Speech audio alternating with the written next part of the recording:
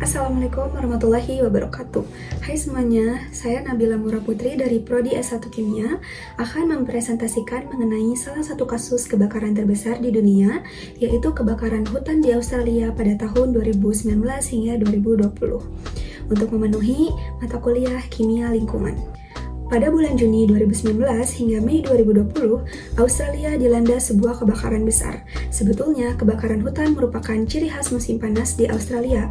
Namun, pada tahun itu, Australia dilanda kebakaran terburuk sepanjang ingatan karena telah membakar sekitar 186 juta hektar, 9.352 bangunan, dan menewaskan 34 orang.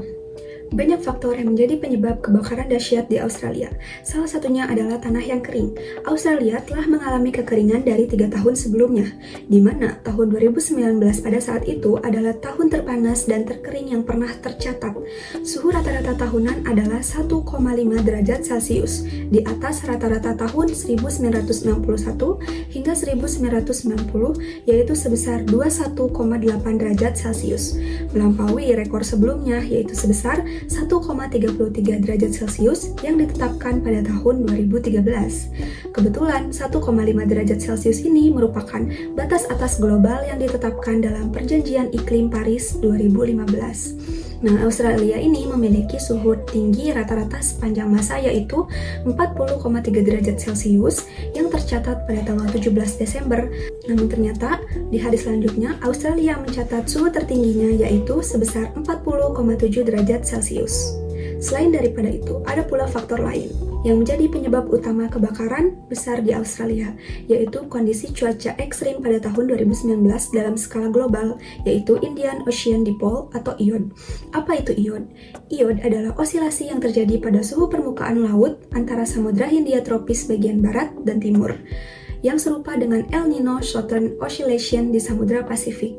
Suhu permukaan laut yang relatif dingin di dekat Australia selama iodi positif biasanya terikat dengan berkurangnya curah hujan musim semi di Australia Tenggara.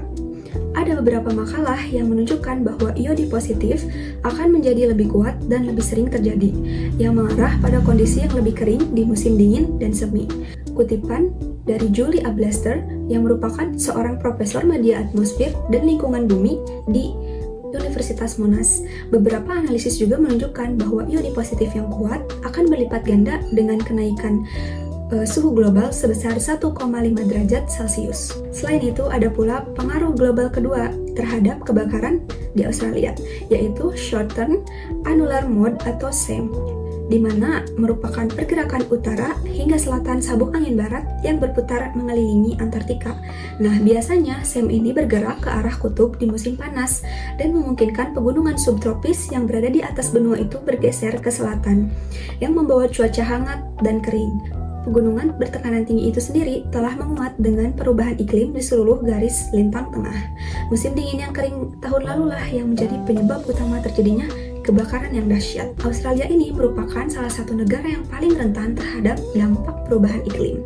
Climate Science for Australia's Future yang diterbitkan pada bulan Juli 2019 oleh National Climate Science Advisory Committee mengatakan bahwa pemanasan telah menyebabkan peningkatan intensitas dan frekuensi kejadian panas ekstrim dan kekeringan, musim kebakaran yang lebih panjang, lautan yang lebih panas dan lebih asam, dan naiknya permukaan laut yang memperkuat dampak pasang surut dan gelombang badai pada masyarakat dan infrastruktur pesisir. Apa saja sih dampak yang terjadi terhadap lingkungan dari kebakaran hutan di Australia? Pada pertengahan Desember 2019, analisis NASA mengungkapkan bahwa sejak 1 Agustus, kebakaran hutan New South Wales dan Queensland telah memancarkan 250 juta ton karbon dioksida atau CO2. Lalu, pada 2 Januari 2020, NASA juga memperkirakan bahwa 306 juta ton CO2 atau karbon dioksida telah dipancarkan dari kebakaran tersebut. Pada tahun baru 2020, di Selandia Baru, selimut asap dari api kebakaran di Australia menutupi seluruh pulau selatan, yang menjadikan langit menjadi warna orange kekuningan, dan orang-orang di sana melaporkan bahwa adanya bau asap di udara.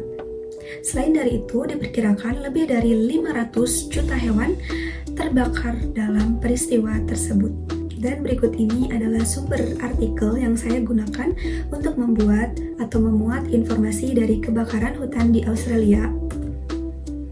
Sekian presentasi dari saya. Maaf apabila ada kekeliruan atau kesalahan informasi yang saya sampaikan. Terima kasih sudah menyimak. Wassalamualaikum warahmatullahi wabarakatuh.